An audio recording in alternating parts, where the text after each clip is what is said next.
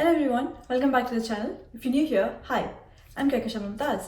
I am a doctor from India and I've recently started training in internal medicine in the NHS. So the IMT application window has just opened on ORIL, and today I'll be answering one of the most asked questions on this channel, which is how to score portfolio points for your CV in IMT applications. In a previous video, we have discussed about the basics of the IMT application on ORIL and how to do that. So if you haven't seen that video, go check that out. There's a link below. This video is basically a continuation of that video. In this video, as requested, we will dive into the portfolio changes for 2025 application. We'll be discussing each and every section and how to maximize your points in each and every section. We'll be discussing about the evidence requirements, the time limit to achieve all of these things for your application. And lastly, we'll talk about how difficult is it really to get into IMT and what is considered a good score. It's going to be a long video, guys. So without further ado, let's get started. And why am I sharing all this information with you?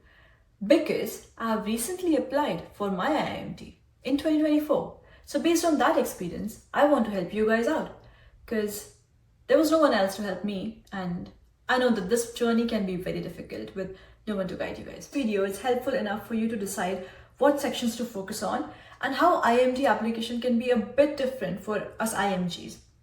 Because I was an IMG, I was very new to the system when I applied for my IMT, my internal medicine training.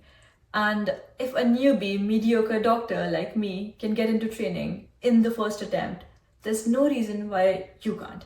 So without further ado, let's get started. Disclaimer.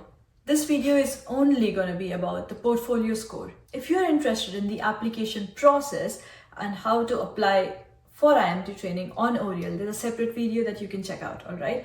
This video is only going to focus on portfolio scores and the competitive ratios. We will cover the interview bit in a separate video, which I think will release in the next month. So stay tuned for that as well. Alright, let's talk about the major changes in your 2025 application. The scoring system for IMT has seen some significant updates.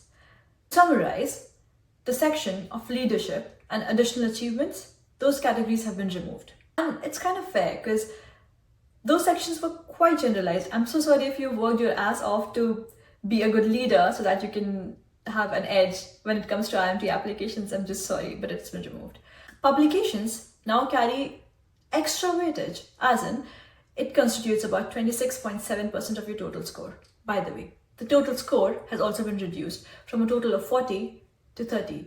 That's mainly because the two sections, which is the achievements bit and leadership section, they've all been removed, which is why the 40 has been moved to 30. And lastly, Teach the Teacher course now has to be led by an instructor, a live instructor. It can be a virtual or an in-person thing, but it has to be led by a live instructor. I've shared a small chart of the breakdown of the changes from 2024 so that you can have a general idea. That leaves us with only 5 sections for you to score points for your IMT application.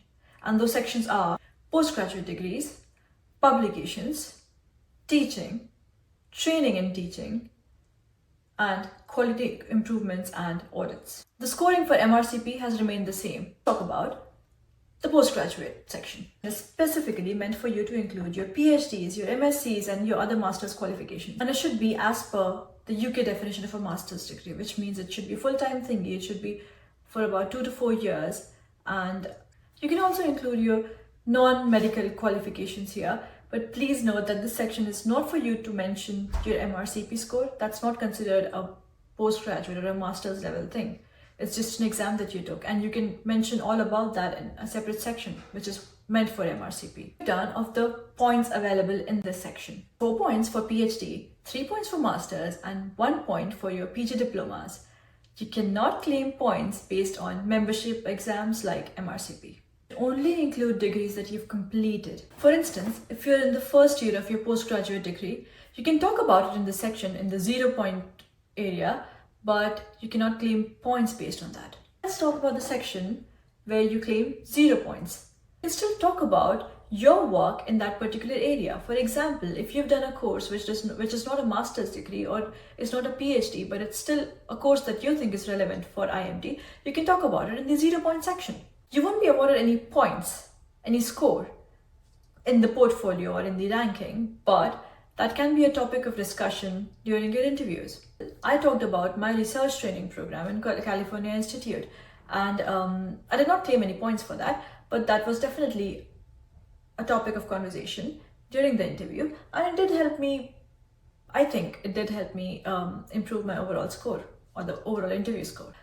Many people don't have much to say when it comes to the postgraduate section, so don't worry about it. You still have other sections left where you can sort of compensate for the lack of experience in the postgraduate area.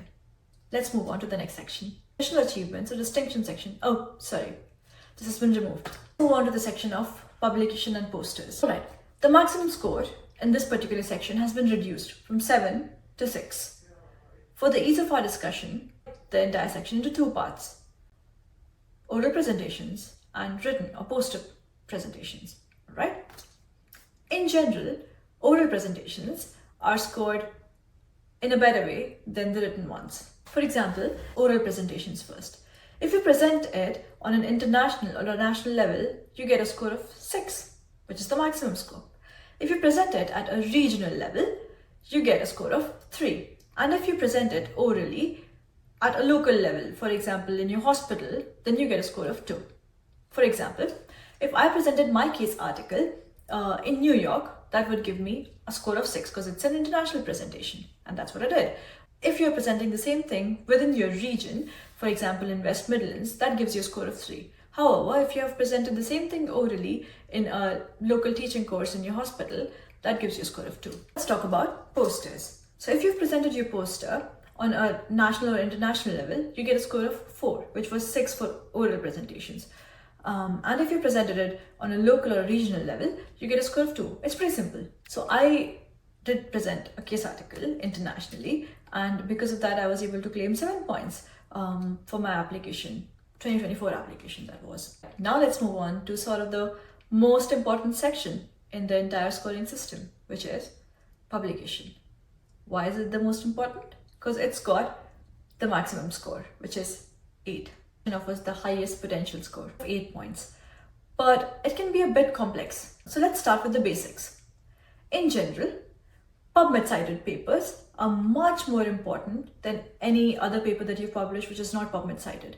By PubMed cited, I mean that your paper will have a PubMed indexed ID, which is PMID, on the top of your paper. And it should be easy for, like, you would be able to find those papers on the PubMed site.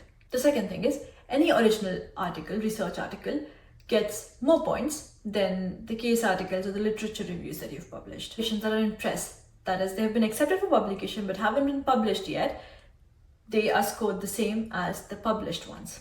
Alright, now let's get to the points or the scoring system. So if it's an original research publication on PubMed and you were the first author, you'll get 8 points. If you're the joint first author, you'll still get 8 points.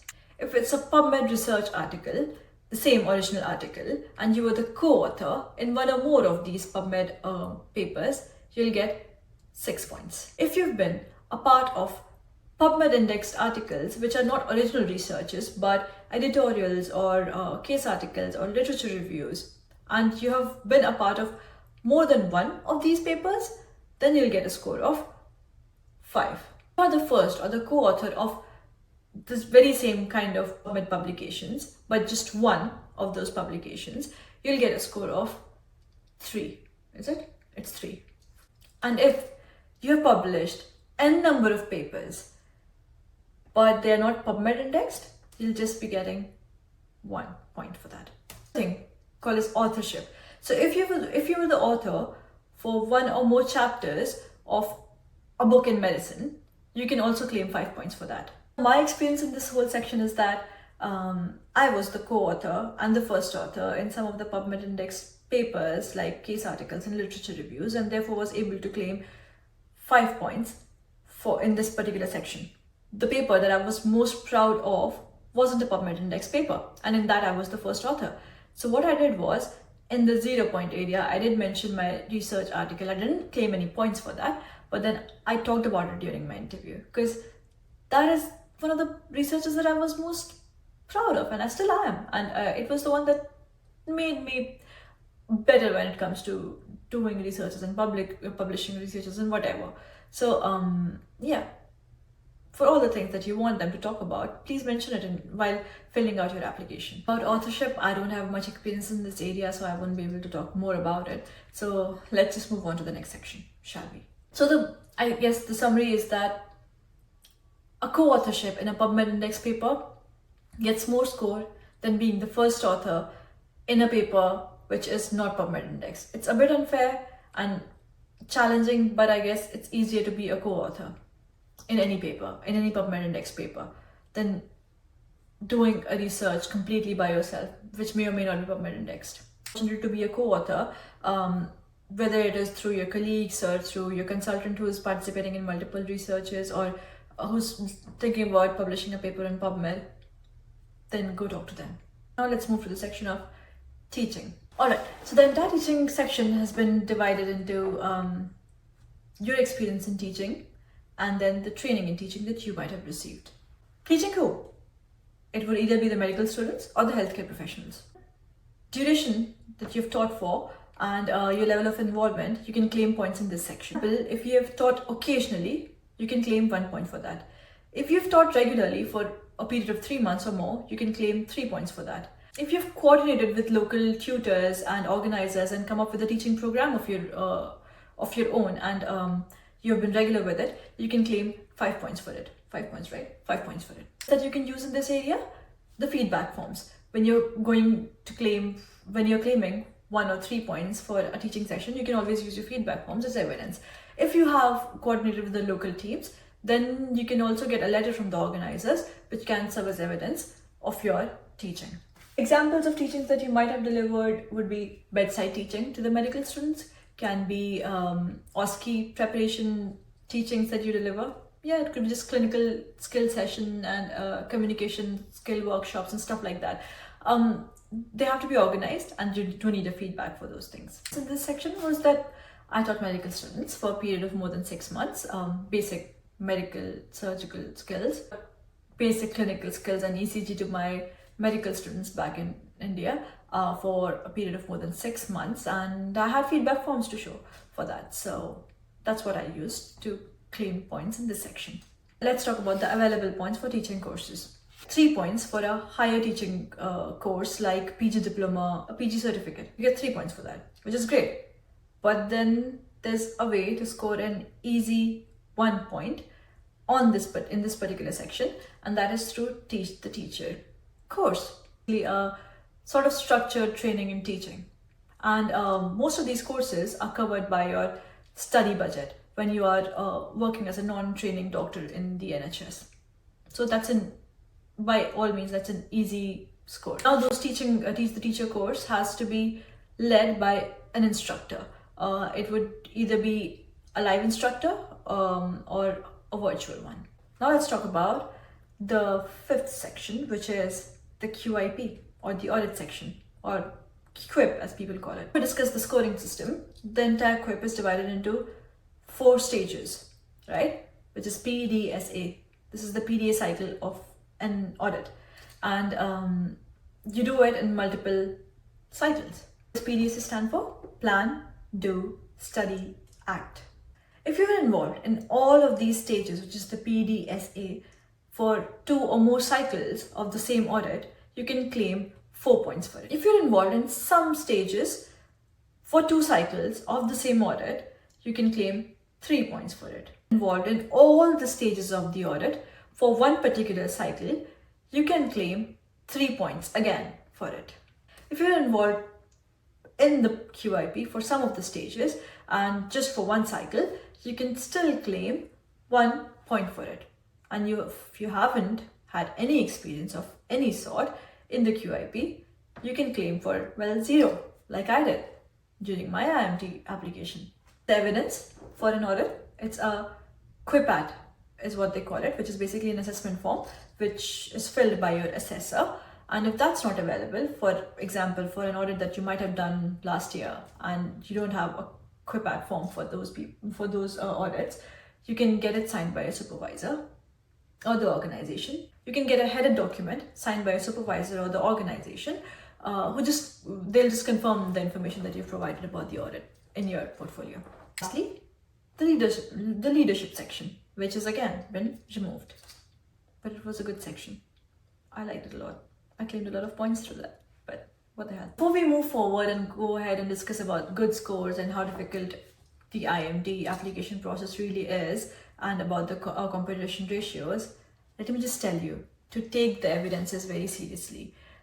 So you can be asked to present it before the interview through mails, during the interview, so keep it with you during the interview, and also after the interview as part of a randomized audit. Stakes are quite high, so keep the evidences, arrange the evidences and keep it ready before you sit for that interview. About time limit. So there's no set time limit as to when you should have achieved all of these things that you're mentioning. There's no set number of years within which you should have completed all of these achievements listed. But in general, you should only mention the achievements that you have completed during your medical school or after your medical school.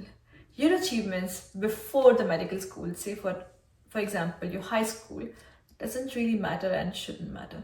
Alright, so if we look at the data of 2023 application, about 4,292 people applied for IMT positions. The seats at that time were 1,670. People who got an opportunity to sit for the interview had a mean score of 17.8, the median being 18. But again, the total score at that time was 40, which has now been reduced to 30. So it's difficult to predict what exactly is going to be the mean score this time. But it's definitely going to be above 10. Ratio in 2023 was an all-time high of 2.64, which was further up from the application competition ratio in 2022.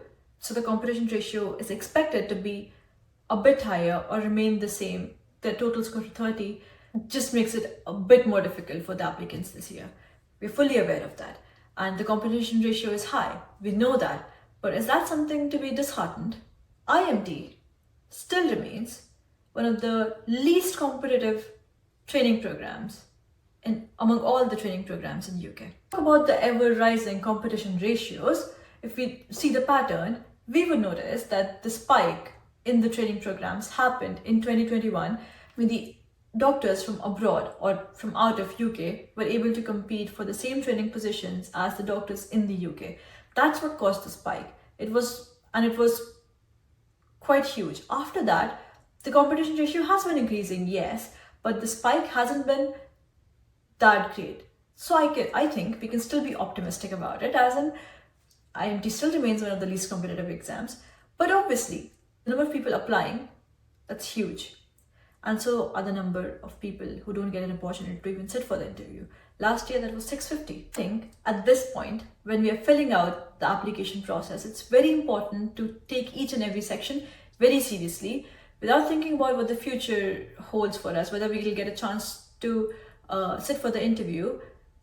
We should just, for now, just focus on the portfolio bit. And if you do get an opportunity to sit for the interview, well then it's a whole different game. I mean, we'll discuss more about that, because once you get an opportunity to sit for the interview, your portfolio only matters so much. It just constitutes half or less than half of the entire score and the entire ranking. So more on that later. Let's just apply for this training program with a bit of optimism. And based on my experience, here are some tips that I would like to share for getting a decent enough portfolio score. My portfolio score overall was 23. The things that helped me get that high score. Start early.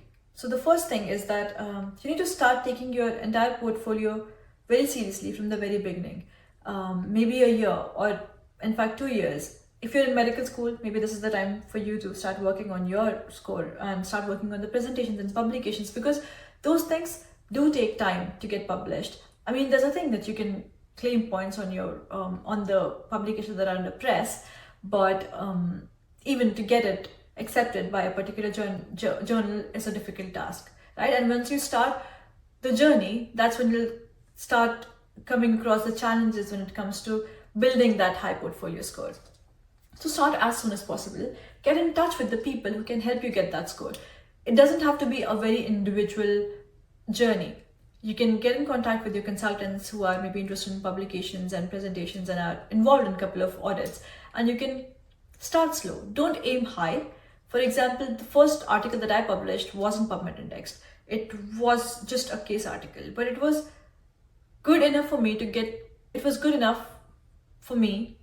me the exposure to one day be able to publish a PubMed index case article and then a PubMed index original research article. So it's a journey, right? Let's take it like that. Networking is very important. Start as early as possible. And lastly, if you get to the interview, then take that interview very seriously, because that's going to be a make or break situation. That's all for today's video. I'll see you guys in my next video, which is going to be about interview tips like we discussed. And if you found this video helpful, then give it a thumbs up. Share it with the people who might benefit from it. And if you've got any questions or queries, which I'm sure that you would be having, considering that this is an important part of the whole IMT timeline, then feel free to mention that in the comments, and I'll try my best to answer those questions or make a video about it explaining those things. And thank you so much, guys, for being here and listening to me for God knows how many minutes.